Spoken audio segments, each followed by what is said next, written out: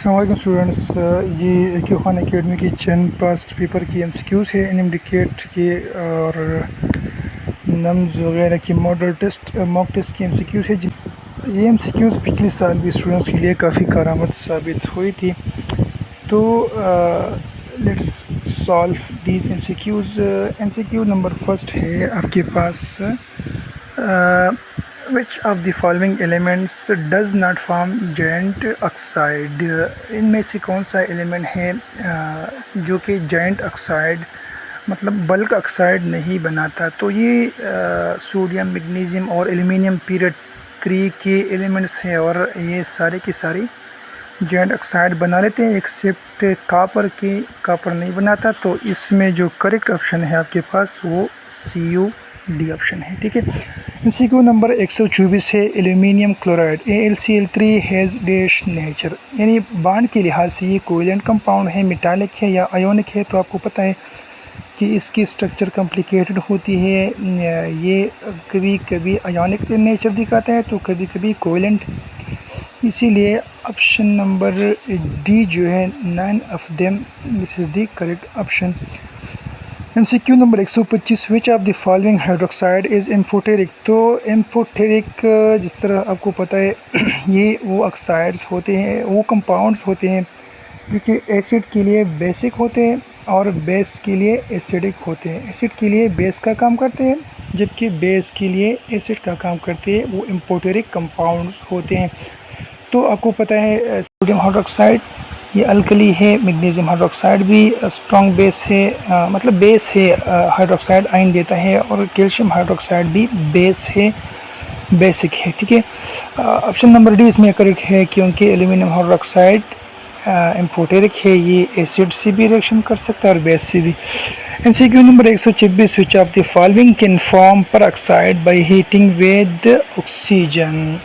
तो पर ऑक्साइड क्या चीज़ होता है, सबसे पहले इस बात को जान ले। पर ऑक्साइड हर वो कंपाउंड होता है जो कि जिसमें ऑक्सीजन की ऑक्सीडेशन नंबर -1 होती है, या इसमें एक ऑक्सीजन दूसरे ऑक्सीजन के साथ सिंगल कोवेलेंट बॉन्ड के साथ अटैच होता है, तो उसको हम कहते हैं पर ऑक्साइड। फॉर एग्ज़ाम्पल H2O2 जो है हाइड्रोजन पर ऑक्साइड आपके पास इसकी एग्जांपल है। इसमें हाइड्रोजन की ऑक्सीजन की ऑक्सीडेशन स्टेट वो -1 होती है तो उसको हम पर ऑक्साइड कहते हैं। ठीक है। ऑप्शन दिए गए हैं मैग्नीशियम, बेरिलियम और कैल्शियम और बेरियम, जो कि सारे अल्कलाइन अर्थ मेटल्स है। इसमें करेक्ट ऑप्शन बेरियम है क्योंकि बेरियम पर ऑक्साइड नहीं बनाता इनमें से। ठीक है।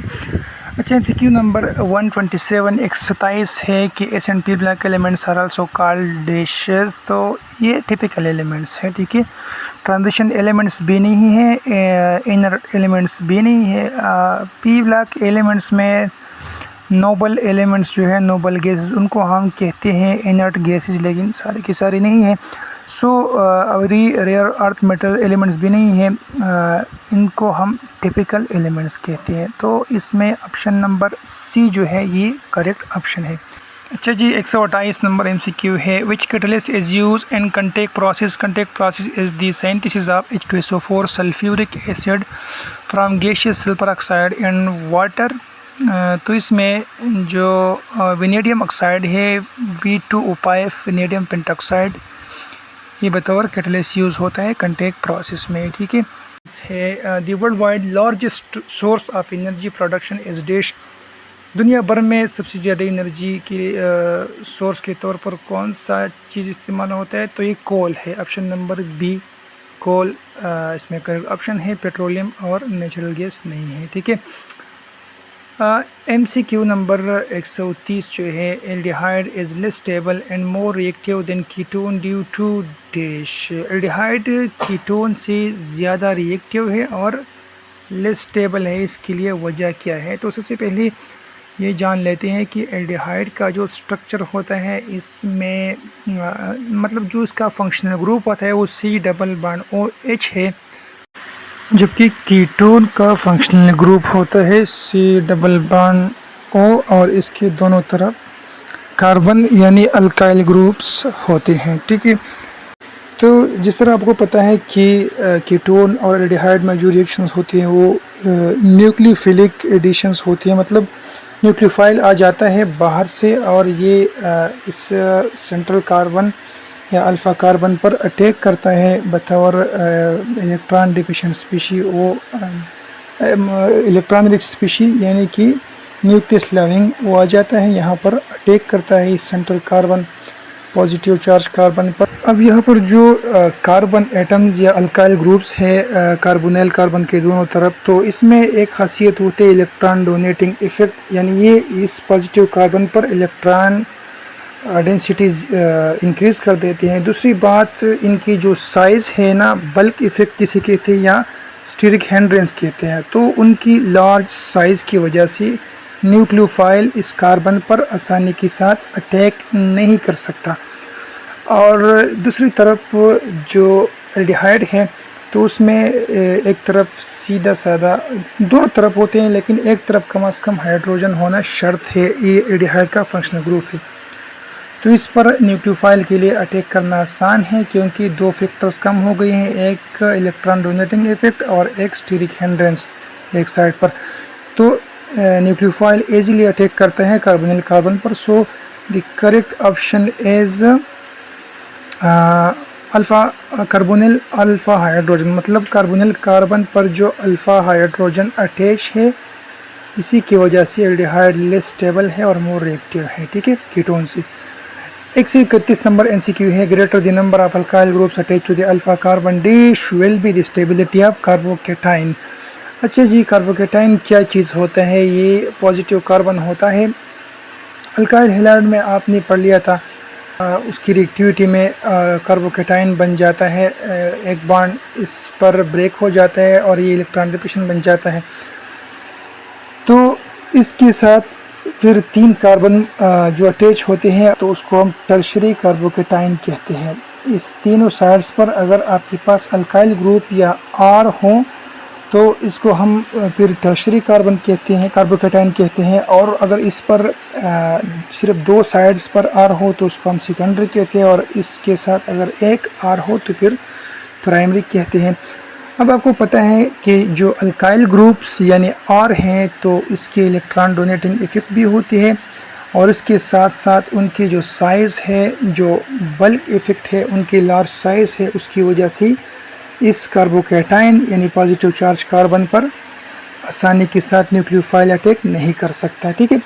तो इसीलिए इसकी स्टेबिलिटी सबसे ज़्यादा होगी बनिस्बत सेकेंडरी और प्राइमरी कार्बोकेटाइन की। तो इसके लिए करेक्ट ऑप्शन कौन सा आ गया कि जब अल्काइल ग्रुप्स की तादाद बढ़ जाती है अल्फ़ा कार्बन पर, मतलब सेंट्रल कार्बन पर। अल्फ़ा कार्बन यही कार्बन होता है जिस पर ये सारा रिएक्शन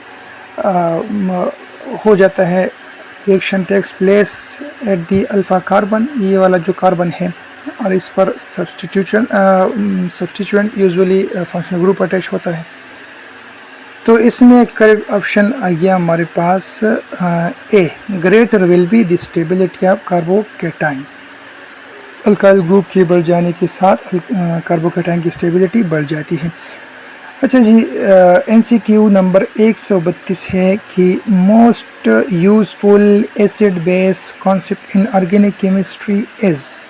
केमिस्ट्री में मोस्ट वर्सटाइल जो एसिड बेस का कॉन्सेप्ट है वो लीवर्स कॉन्सेप्ट है। जिस तरह आप जानते हैं ये सारे कॉन्सेप्ट्स की वेरिफिकेशन करता है, लेकिन ऑर्गेनिक केमिस्ट्री में हमारे पास जो एसिड और बेसिस होते हैं ना, तो वो कार्बन ना तो इलेक्ट्रॉन पेयर डोनर है ना एक्सेप्टर है।